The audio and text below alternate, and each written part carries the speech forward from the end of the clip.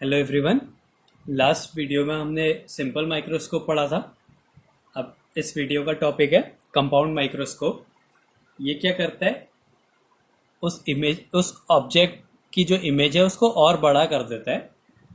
अब इसमें क्या होता है, एक लेंस, वहाँ पे सिंपल माइक्रोस्कोप था, एक ही लेंस होता था, वही क्या करता था, उस ऑब्जेक्ट की बड़ी इमेज बना देता था। यहाँ पे क्या करते हैं हम लोग, एक और दूसरा लेंस यूज करते हैं जिसके कारण उसकी इमेज और बड़ी बन जाती है। तो ये है कंपाउंड माइक्रोस्कोप। इसमें एक लेंस जो है ऑब्जेक्ट के पास लगा रहता है, इसलिए हम इसे ऑब्जेक्टिव लेंस कहते हैं, और दूसरा लेंस आई के पास बनता है, इसलिए हम इसे आई लेंस कहते हैं। जो ऑब्जेक्टिव लेंस होता है वो आई लेंस से छोटा होता है। अब यहाँ पे हमने एक ऑब्जेक्ट कंसिडर करा ए बी, इससे एक रे प्रिंसिपल एक्सिस के पैरेलल गई जो कि इसके फोकस से गई। ऑब्जेक्टिव लेंस को ओ माना है इसलिए इसका फोकस एफ ओ है, तो ये फोकस से होते हुए गई। दूसरे रे को ऑप्टिकल सेंटर से भेजा तो ये सीधी चली गई।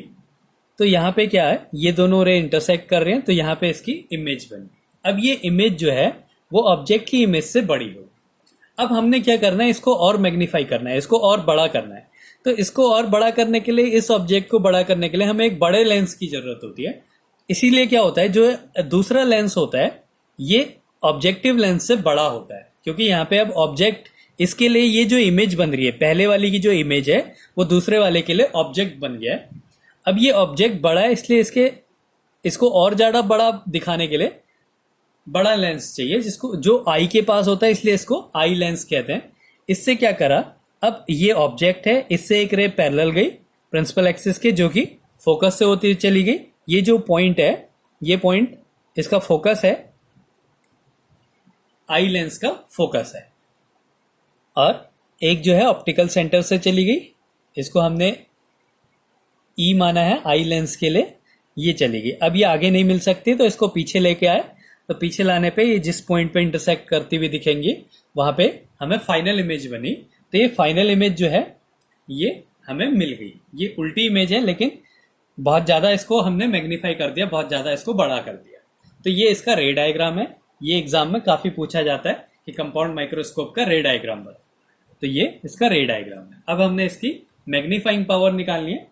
तो मैग्नीफाइंग पावर वही जो लास्ट टॉपिक में हमने करा था, वो क्या था, इमेज और ऑब्जेक्ट के आई के साथ जो एंगल बन रहे हैं उसका रेशियो था। वहां पे कंडीशन क्या होती है, इमेज को हम, जो ऑब्जेक्ट है उसको इमेज पे ही कंसीडर करते हैं, और ये मानते हैं कि जो इमेज है वो least distant of distant vision पे बन रही है। तो ये इसकी इमेज है, माना ये जो डिस्टेंस है ये इधर से least distance of distant vision है, उसको हम कैपिटल डी लेंगे। और दूसरे केस में क्या करेंगे, हम ऑब्जेक्ट को जहां पे इमेज बन रही है, ये इस पॉइंट पे ही हम इस ऑब्जेक्ट को कंसिडर करेंगे, और ये जो ऑब्जेक्ट है ये आई के साथ जो एंगल बनाएगा उसको अल्फा माना, और ये जो इमेज है ये आई के साथ जो एंगल बनाएगा उसको बीटा माना। और यही बीटा और अल्फा का जो रेशियो होता है वो मैग्नीफाइंग पावर होती है, equals to beta upon alpha. अब हमने बीटा और अल्फा की वैल्यू निकालनी है, जो कि हम 10 बीटा 10 अल्फा से निकालेंगे। तो यहां से बीटा की वैल्यू क्या जाएगी, परपेंडिकुलर अपॉन बेस। तो बीटा एंगल ये बन रहा है, इसके लिए परपेंडिकुलर हो गया A double dash B double dash upon base हो गया ए डबल डैश ई।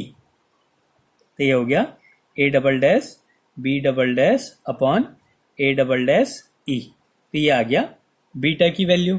ऐसे ही अल्फा की वैल्यू क्या आ जाएगी, ये अल्फा है, A double dash B triple dash, ये एंगल बन रहा है, ये ऑब्जेक्ट को यहां कंसिडर करा, और ये ए बी के ही इक्वल है ऑब्जेक्ट है, तो A double dash B triple dash upon A double dash E हो गया। तो ये हो गया A double dash B triple dash upon A double dash E. तो मैग्नीफाइंग पावर क्या हो जाएगी, बीटा की वैल्यू ए डबल डैश, इसको हम ए बी भी लिख सकते हैं, ऑब्जेक्ट इक्वल है, upon A double dash E हो गया। तो इसको लिख दिया हमने A double dash B double dash upon A double dash E, beta की वैल्यू अपॉन अल्फा की value A B upon A double dash E. तो ये कैंसिल हो जाएगा, तो इसको सॉल्व करके आ जाएगा A double dash B double dash upon A B.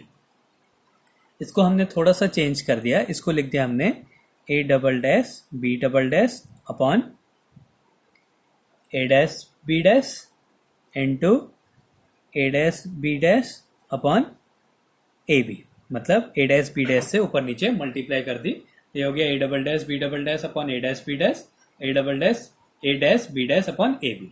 अब देखो A double dash B double dash, A double dash B double dash, ये इस ऑब्जेक्ट इस लेंस का इमेज है, और upon A dash B dash, A dash B dash क्या है, इसी लेंस का ऑब्जेक्ट है। तो ये क्या है, इस लेंस के लिए आई लेंस के लिए इमेज और ऑब्जेक्ट का रेशियो है।